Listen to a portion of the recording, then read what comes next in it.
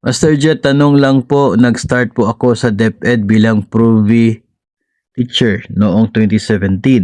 Then, na-regular po ako noong September 2022. Hanggang ngayon po, wala pang remittance ng division sa GSIS po since 2017 hanggang 2022. Ano kaya pwedeng gawin or pwede ba ireklamo since wala naman remittance? Palagi naman po kinakaltas sa salary ko po. Salamat.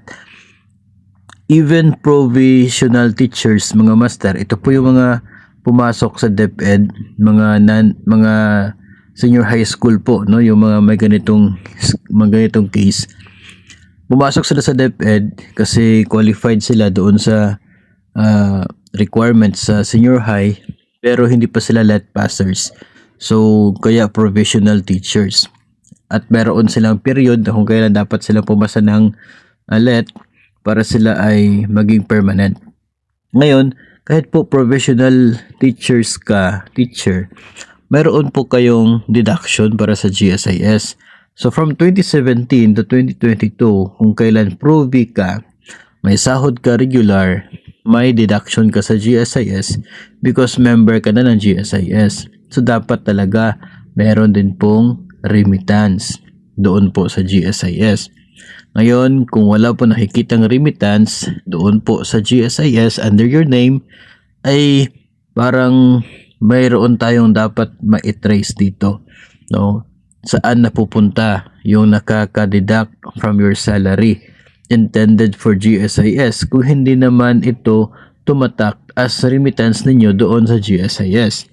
Of course, unang-una dyan, yung agency ninyo, yung division ninyo ay dapat na makapagpakita ng remittance nila papunta sa GSIS. Sayang po, no, yung 5 taon na yon na wala kang remittance sa GSIS. Ang mangyari po dyan, meron kang length of service pero wala kang PPP, yung period with paid premiums.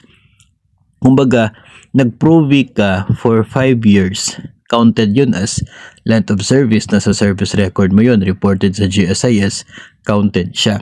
So kung kahit 10 years ka lang sa permanent, umabot na ng 15 total, pwede ka nang mag-retire o pwede ka nang mag-separate, eligible ka na sa pension. Kaya lamang yung remittances mo kasi, kung hindi ka nabigyan ng remittances sa loob ng 5 taon, kahit 15 years in service ka na, 10 years lang yung PPP na makikita. Kasi hindi na i-remit yung 5 years, sayang po yun.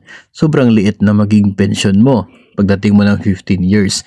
Kaya dapat talaga remitted yan doon sa GSIS to be counted as part of your PPP. Kasi bawat PPP po natin ay may kaukulang pagtaas sa pensyon na pwede po natin matatanggap the moment na tayo po ay tatanggap na ng pensyon. So yun po yung importante dyan. No? So dapat po i-trace ninyo from your division yung remittance dyan. Kasi kung hindi po ninyo yung gagawin, baka hindi po kung hindi po ninyo gagawin, hindi po natin alam kung saan napunta, baka na-remit, hindi lang na-i-post, so kasalanan yun ng GSIS. Ngayon, kung hindi po na-remit, kasalanan yun ng division, dapat po i-remit nila yon papunta sa GSIS. So ganun po yung mangyayari. Sayang po kasi yun, so better po na i-follow up para nang sa ganon papasok po sa account niyo at to be counted as part of your PPP.